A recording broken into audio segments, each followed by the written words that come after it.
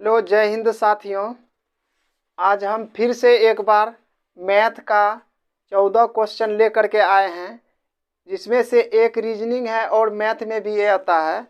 तो आप लोग सही से देखिएगा, जो समझ में नहीं आएगा वो कमेंट बॉक्स में हमको बताइएगा, फिर हम उसको सुधार करने का प्रयास करेंगे। तो क्वेश्चन नंबर 1 क्या कह रहा है? सबसे पहले क्वेश्चन नंबर 1 देखेंगे। कह रहा है यदि x/2 माइनस x/3 बराबर 4 है तो या तब x का मान क्या होगा। तो क्वेश्चन नंबर 1 का हल हम लोग देखेंगे। x/2 माइनस x/3 बराबर 4 है, तो इसका सबसे पहले नीचे वाला का एलसीएम लेंगे, या तो कोना कोनी गुना कर देंगे। 3 गुना x 3x हो जाएगा, 2 गुना x माइनस 2x हो जाएगा, और नीचे गुना करेंगे तो 3 दूना 6 हो जाएगा, बराबर 4। 4 के नीचे कुछ नहीं तो 1 छिपा हुआ है। फिर इसको जब हम गुना करेंगे कोना कोनी, तो 1 से किसी भी संख्या में गुना करने पे वही होता है, कोई चेंज नहीं होता है। तो 3x गुना 1 3x, माइनस है तो माइनस दिए, 1 गुना 2x तो हो जाएगा 2x, बराबर 6 गुना 4 तो हो जाएगा 24। अब देखिए 3x में जब 2x घटाएंगे तो बचेगा x, तो x बराबर आंसर आ जाएगा 24। समझ लिए आप लोग? तो x बराबर 24 हो जाएगा। अब क्वेश्चन नंबर 2 को देखेंगे हम लोग। क्या कह रहा है?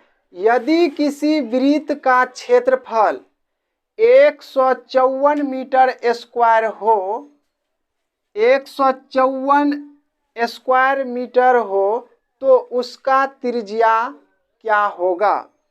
तो हम लोगों को दिया गया है क्षेत्रफल 154 मीटर स्क्वायर है। तो क्वेश्चन नंबर 2 का हल हम लोग देखेंगे। वृत्त का क्षेत्रफल बराबर सूत्र होता है पाई आर स्क्वायर, यही ना होता है, पाई आर स्क्वायर। तो पाई का मान 22/7 लेंगे, 22/7 लेंगे, और दिया गया है क्या? वृत्त का क्षेत्रफल। तो जहां भी क्षेत्रफल है वहां पे इसका मान बैठाएंगे। तो क्षेत्रफल क्या है? 154 मीटर स्क्वायर। तो मीटर को अभी हटा देते हैं, 154 मीटर स्क्वायर। और सूत्र क्या होता है? देखिए सबसे पहले तो क्षेत्रफल यहाँ है, तो क्षेत्रफल के जगह पे कितना? 154।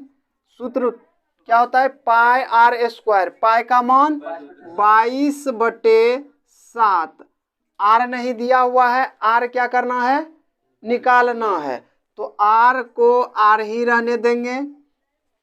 तो देखिए 11 दूना 22, 11 एकम 11, तो यहाँ पे 4 बचा और इधर 4, 44 हो गया। तो 11 चौके 44। क्लियर? अब 2 एकम 2 और 2 सते 14। तो देखिए ये 7 और 7 गुना हो जाएगा, और ये इधर बराबर के इधर क्या है? R square. तो लिख सकते हैं आर स्क्वायर बराबर 7 दूना, ये 7 गुना 7 हो जाएगा। क्या? 7 गुना 7। तो देखिए जब स्क्वायर बराबर के उधर जाएगा तो रूट चढ़ जाएगा। अगर यदि रूट इधर लाते तो फिर क्या हो जाता? स्क्वायर हो जाता, पावर उलट जाता है। यहाँ पावर 2 है तो बराबर के उधर जाएगा तो 1/2 हो जाएगा। अगर यदि यहाँ 3/2 रहता तो उधर 2/3 हो जाता। इसके नीचे कुछ नहीं तो 1 है, तो इधर क्या हो जाएगा? 1/2। समझ गए सभी कोई? ठीक है। अब देखिए वर्गमूल में अगर यदि जोड़ा लग जाए तो एक क्या होता है? निकल जाता है। तो आर का मान कितना मीटर आ गया? 7 मीटर। यही मांग रहा था, तो 2 नंबर प्रश्न का जो है ये आंसर हो गया, ये उत्तर हो गया। यहाँ तक सभी कोई समझ गए? ठीक है, अब देखते हैं प्रश्न संख्या 3। प्रश्न संख्या 3, यहाँ तक में प्रश्न संख्या 3 को देखेंगे। प्रश्न संख्या 3 कह रहा है एक त्रिभुज का आधार 5 सेंटीमीटर और एक त्रिभुज का आधार 5 सेंटीमीटर यहाँ पे होना चाहिए ऊंचाई। क्या होना चाहिए? ऊंचाई। h बराबर कितना है? 8 सेंटीमीटर। यहाँ पे आप लोग देख लीजिएगा, लिख लीजिएगा कॉपी पे, ऊंचाई कितना होगा? 8 सेंटीमीटर हो तो उसका जो है क्षेत्रफल क्या होगा? तो देखिए त्रिभुज का क्षेत्रफल बराबर होता है 1/2 गुना आधार गुना ऊंचाई। क्या होता है? ऊंचाई। तो ये सूत्र जो है ध्यान में रखना है, क्योंकि डायरेक्ट वहाँ एग्जाम में पूछ सकता है। त्रिभुज का क्षेत्रफल बराबर सूत्र क्या होता है? 4 ऑप्शन दिया हुआ रहेगा, 3 गलत रहेगा और 1 सही रहेगा। तो त्रिभुज का क्षेत्रफल बराबर क्या होता है राजा? 1/2 गुना आधार गुना ऊंचाई। 1/2 आधार का मतलब त्रिभुज के नीचे जो रहेगा उसको आधार कहेंगे। क्लियर है? तो 1/2 आधार गुना ऊंचाई। अब देखो सवाल में क्या क्या दिया हुआ है। क्षेत्रफल तो निकालना है। 1/2 आधार क्या है? 5 सेंटीमीटर गुना 5 सेंटीमीटर गुना, अब ऊंचाई क्या है? 8 सेंटीमीटर। यहाँ तक किसी को कोई डाउट नहीं? तो 2 एकम 2 और 2 चौके 8, तो क्षेत्रफल क्या हो जाएगा? 4 पंचे 20 सेंटीमीटर है तो सेंटीमीटर स्क्वायर, मीटर रहता तो मीटर स्क्वायर, इसलिए सेंटीमीटर स्क्वायर हुआ। आधार का लंबाई भी किस में मापेंगे? सेंटीमीटर में, और ऊंचाई भी सेंटीमीटर में। तो सेंटीमीटर गुना सेंटीमीटर क्या हो जाएगा? Centimetre square. हो सकता है वहाँ एग्जामिनर जो है सिर्फ सेंटीमीटर देगा 20 सेंटीमीटर ए नंबर में, बी नंबर में दे देगा 20 सेंटीमीटर स्क्वायर। तो क्या होगा आंसर? 20 सेंटीमीटर स्क्वायर होगा। यहाँ तक किसी को कोई डाउट नहीं है। अब प्रश्न संख्या 4 पढ़ेंगे। प्रश्न संख्या 4 हो गया कि नहीं हुआ है? प्रश्न संख्या 3 हुआ है, प्रश्न संख्या 4 होगा। ओ ये क्वेश्चन नंबर, अरे ये तो नहीं, ये हुआ ना क्वेश्चन नंबर 2। ओ तो देख क्वेश्चन नंबर 2 क्या कह रहा है? प्रश्न संख्या 2 में कह रहा है किसी, यहाँ पे हो सकता है लाइट पड़ता होगा क्या? ओ ये 3 नंबर है ना। हाँ तो इसको जो है इसको 3 नंबर कर लेना। ये किसका हल है? 3 नंबर। क्वेश्चन नंबर 3 का जो है हल ये है, और क्वेश्चन नंबर 2 का हल यहाँ पे है। कह रहे किसी ऋणात्मक पूर्णांक का वर्ग क्या होगा? ऋणात्मक कहने का मतलब है माइनस में। माइनस में कुछ भी हो सकता है, माइनस में कुछ भी हो सकता है। तो किसी भी ऋणात्मक पूर्णांक का वर्ग कहने का मतलब है उस पे स्क्वायर आ जाएगा। तो स्क्वायर अगर यदि इस पे स्क्वायर दे देते हैं तो इसका मतलब अंदर वाला चीज, इसको आधार कहते हैं, इसको पावर कहते हैं। स्क्वायर का मतलब पावर कितना हो जाएगा? स्क्वायर का मतलब 2 हो जाएगा। तो इसका मतलब है अंदर वाला जितना पावर रहे, अंदर वाला चीज जो है उतना बार गुना। तो क्या हो जाएगा? -3 गुना -3। तो पहले चिन्ह का जो है हम लोग गुना करेंगे। माइनस गुने माइनस क्या होता है? प्लस होता है। माइनस गुने माइनस क्या होता है? प्लस होता है। एक आता है प्लस गुने प्लस बराबर क्या होगा? प्लस। माइनस गुने माइनस बराबर भी क्या होता है? प्लस। और प्लस गुने माइनस बराबर क्या होता है? माइनस। और माइनस गुने प्लस बराबर क्या होता है? माइनस। ये सभी को ध्यान में रखना है, क्योंकि आर्मी, एसएससी, जीडी हो, क्लर्क हो, टेक्निकल हो, सभी में बेसिक पूछा जाता है। मैथ एडवांस से बहुत कम रहता है। एडवांस से यही वृत्त, क्षेत्रफल, आयत ये सबसे पूछता है। ज़्यादातर फार्मूला का यूज किया जाता है। ठीक है, तो प्लस गुने प्लस बराबर प्लस, माइनस गुने माइनस बराबर प्लस, और प्लस गुने माइनस बराबर माइनस होता है, और फिर माइनस गुने प्लस बराबर माइनस। क्लियर है? तो ठीक उसी प्रकार से किसी ऋणात्मक पूर्णांक का वर्ग कहने का मतलब है स्क्वायर करेंगे, तो माइनस गुना माइनस हमेशा क्या हो जाएगा? प्लस। तो ठीक उसी प्रकार से इसका भी -2 गुना -2, तो माइनस गुना माइनस क्या हो जाएगा? प्लस। यहाँ 3 गुना 3 कितना हो जाएगा? 9। 2 गुना 2 कितना हो जाएगा? 4। -1 गुना -1 बराबर क्या हो जाएगा? माइनस गुने माइनस प्लस, +1। समझ गए आप लोग? ठीक है। हाँ, तो हम लोग जो है 1 नंबर प्रश्न को देख चुके हैं, 2 नंबर भी हो गया, 3 नंबर भी हो गया, 4 नंबर भी हो गया है, 5 नंबर नहीं हुआ। तो अब हम लोग जो है 5 नंबर का हल करेंगे। क्वेश्चन नंबर 5 को हल करेंगे। क्वेश्चन नंबर 5 कह रहा है 42 सेंटीमीटर व्यास वाले वृत्त की परिधि तथा क्षेत्रफल क्या होगा? सबसे पहले वृत्त का फिगर जो होता है यही होता है, इसी को ना वृत्त कहते हैं। और वृत्त के बीच में केंद्र होता है। अगर यदि केंद्र के बीचों बीच खींचा जाए तो इसको क्या कहेंगे? व्यास कहेंगे। ठीक है। और अगर यदि बीचों बीच केंद्र देते हुए नहीं गया तो इसको क्या कहेंगे? जीवा।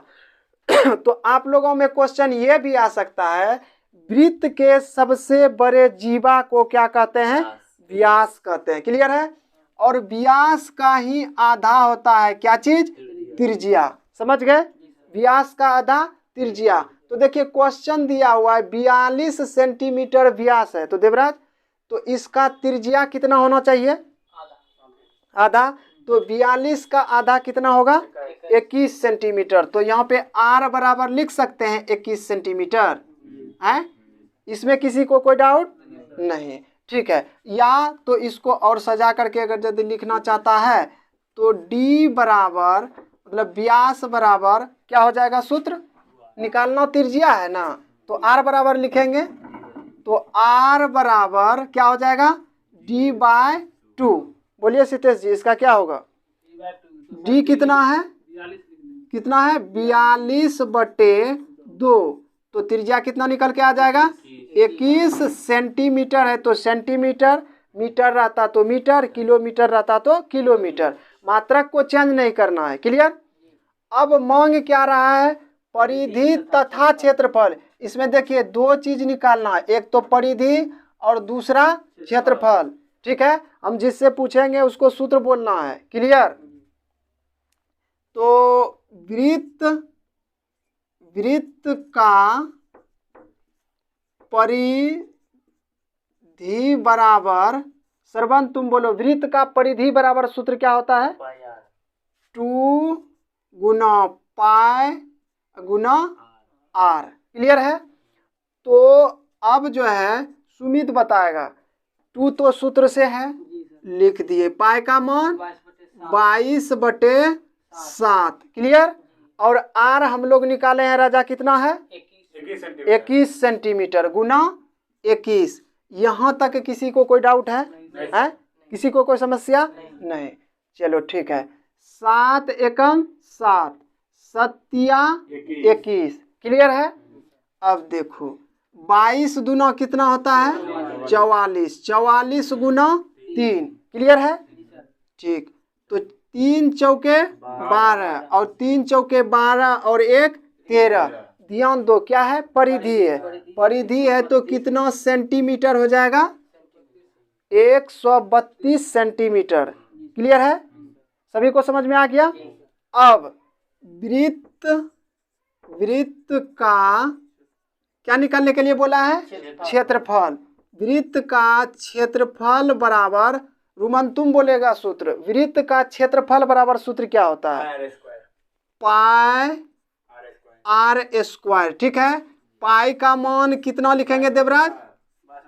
22/7। और r कितना है? r निकाले हैं हम लोग 21 स्क्वायर है तो कई बार लिखेंगे? 2 बार। 21 गुना 21। क्लियर है? 7 एकम 7, 7 21। ठीक है।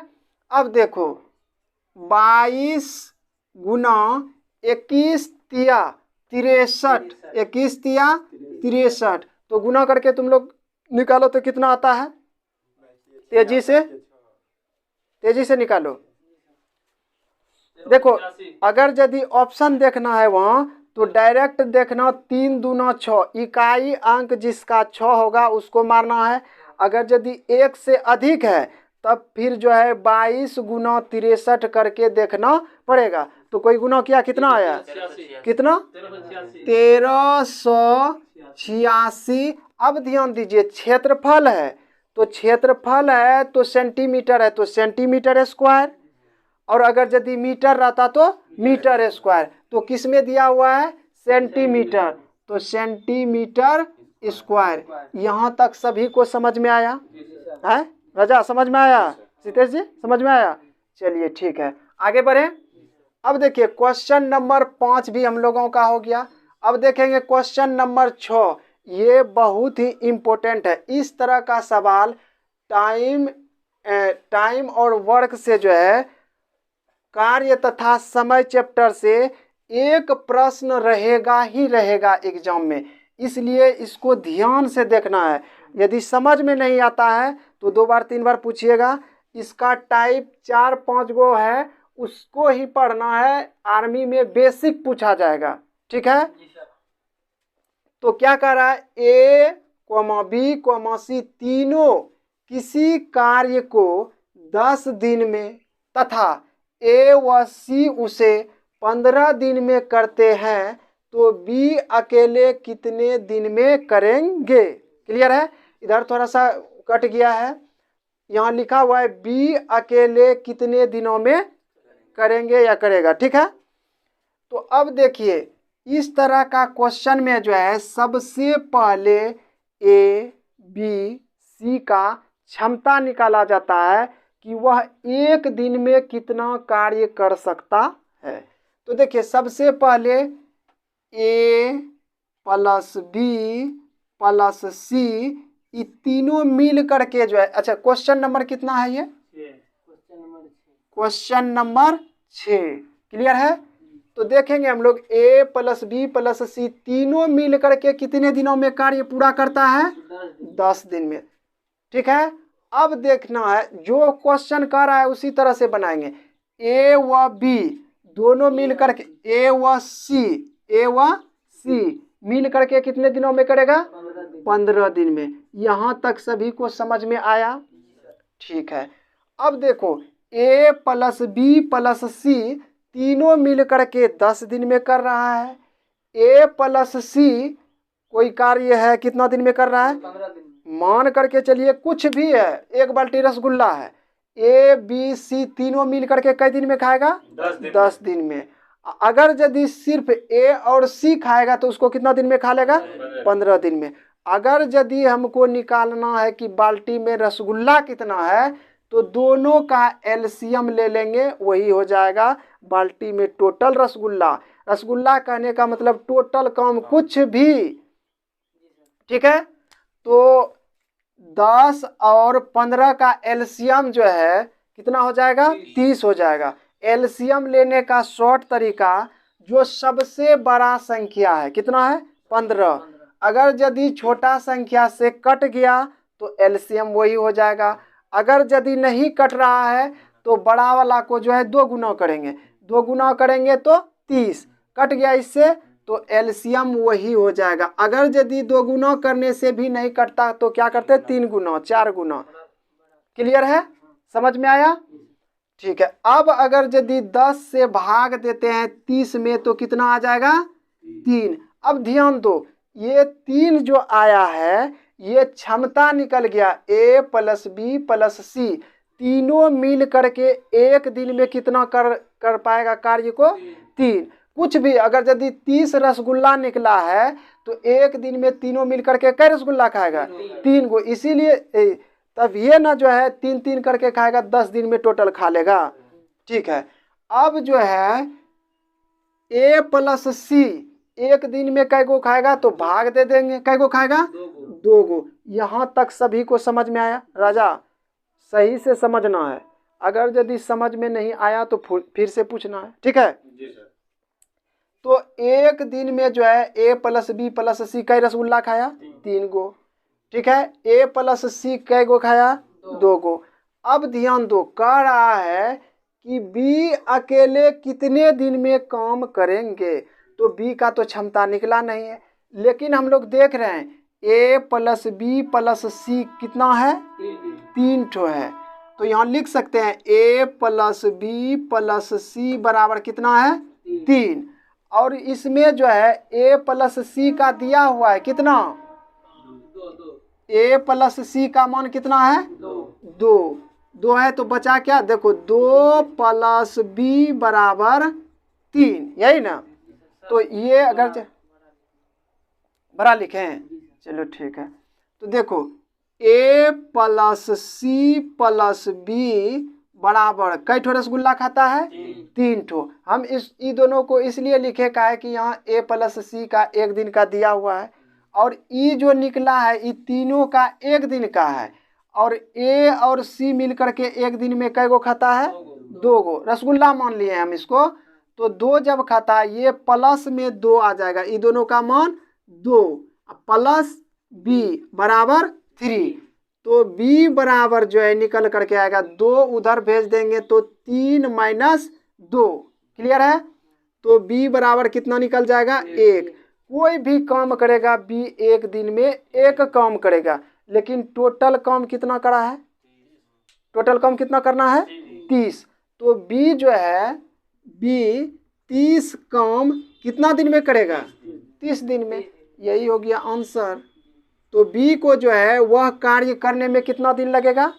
अब फिर से एक बार समझो, A B C तीनों मिल करके कोई काम स्टार्ट करता है तो वह 10 दिन में समाप्त कर देता है, ठीक है? अब हुआ क्या? B नहीं करेगा, ठीक है? यदि A व C काम करेगा तो कितना दिन में करेगा? 15 दिन में। ऑटोमेटिक है, जब 3 गो कर रहा था तो 10 दिन में B जब भाग जाएगा तो ज़्यादा दिन लगेगा क्या? तो तीनों का क्षमता एक दिन का 3 काम, और ई दोनों का क्षमता एक दिन का 2 काम। ये समझाने के लिए इतना बताया है, यही से डायरेक्ट आंसर निकलेगा। A plus B plus C का क्षमता कितना है? 3। 3 में जब इसका घटा देंगे A और C का तो B का ही बचेगा। 3 में अगर यदि 2 घटा देंगे तो 1। B जो है प्रत्येक दिन 1 काम करेगा, उसको काम कितना करना है? 30 काम। तो 30 में 1 से भाग दे देंगे तो 30 दिन लग जाएगा। समझ में आया सभी को? ठीक है। अब क्वेश्चन नंबर 7 क्या कह रहा है, एक बार पढ़ेंगे। कह रहा है कमरे की चौड़ाई कितना मीटर? 6 मीटर, लंबाई 10 मीटर तथा ऊंचाई 5 मीटर है। यदि दीवारों पर 10 रुपया प्रति वर्ग मीटर की दर से पेंट कराने में कुल खर्च कितना होगा या कितना पड़ेगा? तो एक कमरा है, कमरे में 4 दीवार होगा, है आगे और पीछे दोनों साइड, यही ना? तो जितना इधर वाला कमरा होगा उतना ही उधर वाला होगा, और दोनों साइड वाला बराबर होगा कि नहीं? तो कमरे का अगर यदि निकालेंगे क्षेत्रफल, पहले क्या निकालना पड़ेगा? क्षेत्रफल। तो क्षेत्रफल निकालने के लिए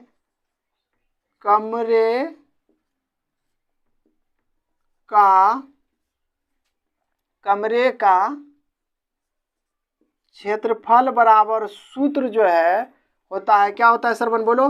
2 इंटू H ब्रैकेट बंद L प्लस B। क्लियर है? यहाँ तक कोई डाउट नहीं? ठीक है। ये H कॉमन हो जाता है, काहे कि साइड वाला का जो ऊंचाई होगा वही दोनों आगे और पीछे वाला का ऊंचाई होगा, तो H हो गया कॉमन, और 2 ठो लंबाई होगा और 2 ठो चौड़ाई होगा। समझ में आया? ठीक है। अब इसमें जो है टोटल चीज दिया हुआ है, तो इसमें जो है क्या करना है? 2 गुना H का मान कितना है? ऊंचाई कितना है? 5, तो गुना 5, ब्रैकेट बंद एल कितना है, देखो लंबाई कितना है, 10 लंबाई है 10 मीटर, कितना 10 मीटर। उसके बाद चौड़ाई कितना है 6 मीटर। सभी को समझ में आ रहा है? ठीक है। अब देखो 5 गुना 2 कितना 10, फिर ब्रैकेट का मतलब गुना 10 और 6 16, तो कितना हो जाएगा 160 मीटर है ना, तो मीटर स्क्वायर। और प्रत्येक मीटर स्क्वायर पे कितना रुपया लेता है 10 रुपया। तो कितना मीटर स्क्वायर है 160 मीटर स्क्वायर है। 1 मीटर स्क्वायर पे 10 रुपया, तो 160 मीटर स्क्वायर पे जो है कितना लगेगा, तो 10 से क्या करेंगे गुना कर देंगे। क्लियर है, समझ में आया? 160 मीटर स्क्वायर आया था। अब जब 10 से गुना करेंगे तो टोटल रुपया निकल के कितना आ जाएगा 1600 रुपया जो है उसको खर्च पड़ेगा पेंट करवाने पे। क्लियर है? अब देखिए डायरेक्ट सूत्र पूछ देगा।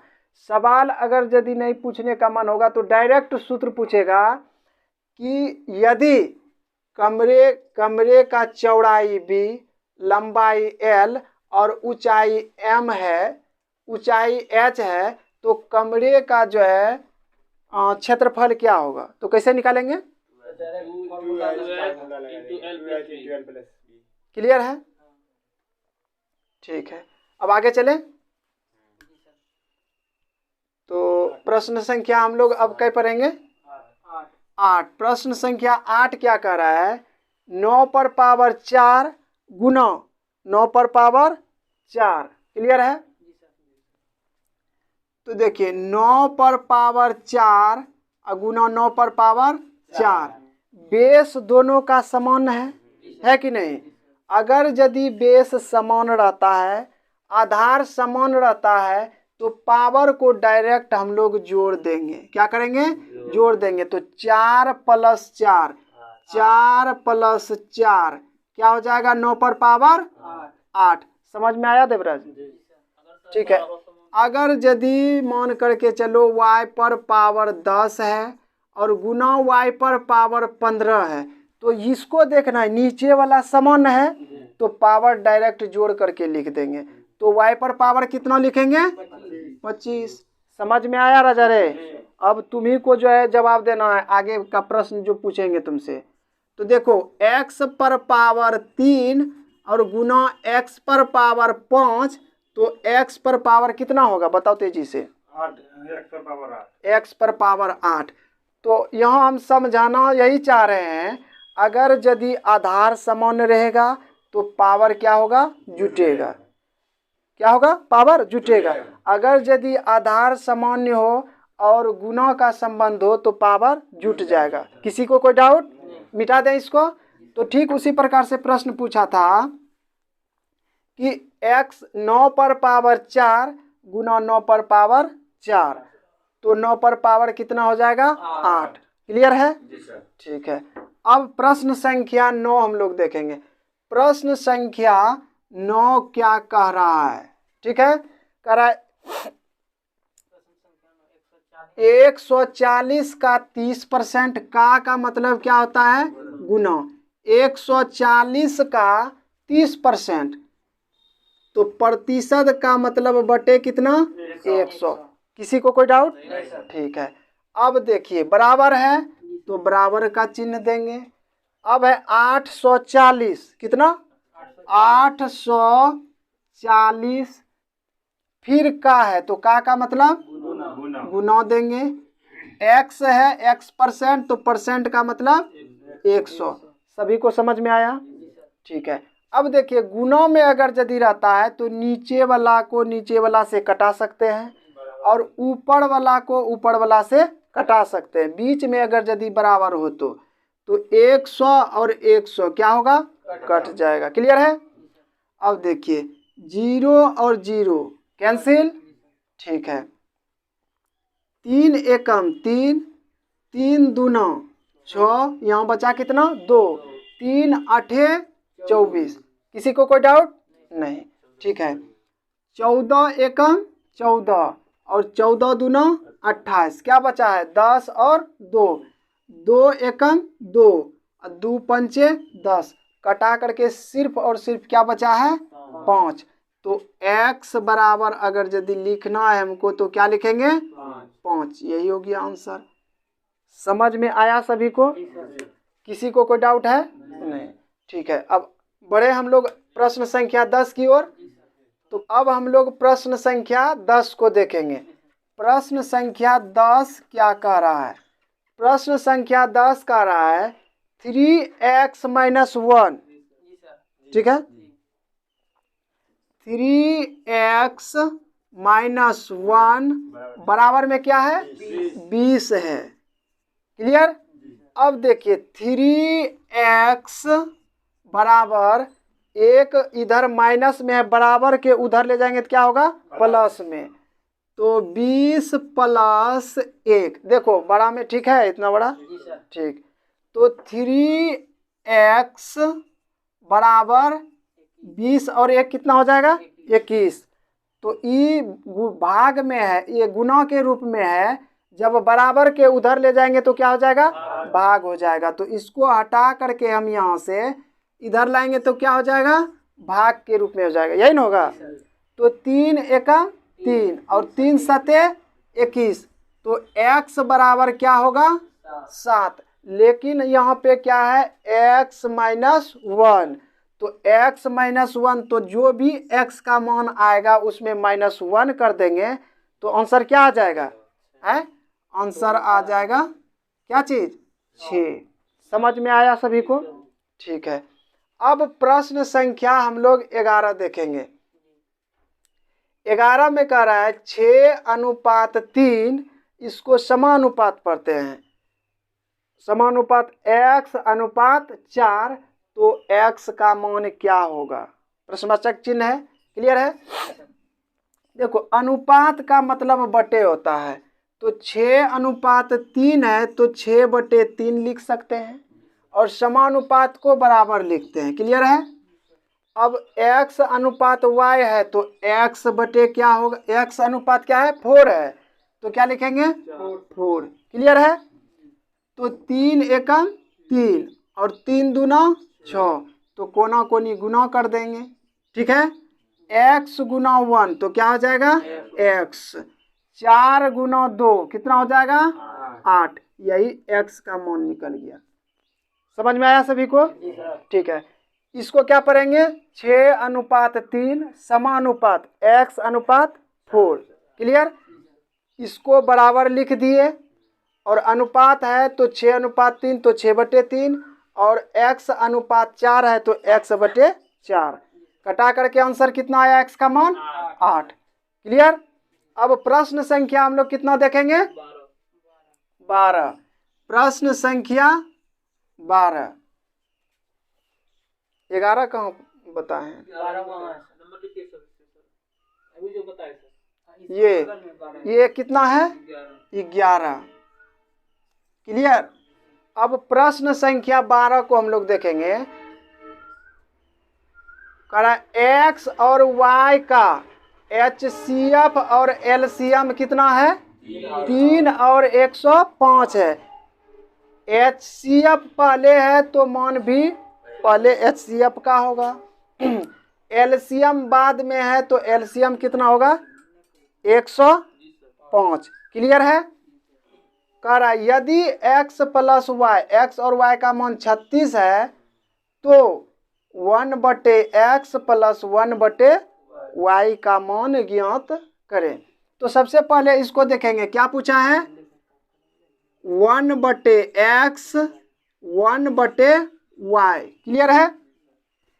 इसको अगर यदि सॉल्व करते हैं तो एलसीएम हो जाएगा इसका x × y, उसके बाद जो है ये एलसीएम लेंगे तो x से भाग देंगे तो x कट जाएगा तो क्या बचेगा y प्लस, अब जब फिर y से ही दोनों में भाग देंगे तो y कट जाएगा तो क्या बचेगा x। यहाँ तक किसी को कोई समस्या नहीं? ठीक है, तो देखते हैं अब हम लोग आगे। एलसीएम और एचसीएफ में हम लोग पढ़े हैं दो संख्याओं का गुणनफल बराबर होता है HCF गुना LCM। होता है कि नहीं होता है? तो देखो संख्या है x और y, यही ना। HCF है 3 और LCM है 105, यही है। तो दो संख्याओं का गुणनफल बराबर मतलब x गुना y बराबर 3 गुना कितना है 105, तो बराबर में कितना हो जाएगा 315, यही ना होगा। तो बस अब निकल गया, उसका मान सिर्फ बैठाना है। इसका योग दिया हुआ है प्रश्न में ही, कितना है 36, तो x प्लस y का मान बैठा देंगे 36, और गुणनफल हम लोग निकाले हैं कितना होगा 315। सभी को समझ में आ रहा है? जी सर। ठीक है। अगर यदि हम इसको काटते हैं तो 3 एकम 3, 3 दूना 6, क्लियर है। फिर यहाँ पे 3 एकम 3 नहीं खाएगा तो 0, 3 पचे 15, क्लियर। फिर काटेंगे 3 से तो 3 चौके 12, 3 तिया 9, 3 पचे 15, तो आंसर कट करके कितना आएगा 4/35, यही आंसर होगा। क्लियर है? समझ में आया सभी को? हाँ, तो हम लोग प्रश्न संख्या 6 भी देख लिए, 7 भी हो गया है, उसके बाद 8 भी हो गया है, और 9 भी हो गया है, 10 भी हो गया है, 11 हुआ है, हाँ 11 भी हो गया। अब हम लोग देखेंगे प्रश्न संख्या 12 भी हो गया। 12 भी हो गया है, प्रश्न संख्या 12 भी हो गया है। अब हम लोग देखेंगे प्रश्न संख्या 13 क्या कह रहा है, ये भी इम्पोर्टेंट है। समझ गए? देखिए जिस तरह से ये टाइम एंड वर्क का था, ठीक वही चैप्टर का ये भी प्रश्न है। ठीक है, समय और कार्य से कम एक क्वेश्चन देगा, अधिक से अधिक 2-3 क्वेश्चन भी दे सकता है। क्लियर है? तो देखिए ये तो समझ में आया था। ठीक, अब देखेंगे प्रश्न संख्या कितना 13, प्रश्न संख्या 13। यहाँ तक किसी को डाउट? अब आगे बढ़ते हैं। कह रहा यदि एक मशीन 420 बोतल 3 घंटे में भरती है, तब 5 घंटे में कितनी बोतल भरेगी? ठीक है, इस तरह का सवाल पहले भी बताए हैं। तो ये मशीन दिया हुआ है, मशीन कितना बोतल भरता है 4, तो काम कितना किया 4 बोतल भरने का, क्या किया 4 बोतल भरने का, और समय कितना है 3 घंटा। तो हम लोग बताए थे समय को ऊपर लिखना है तो H/W, ठीक है।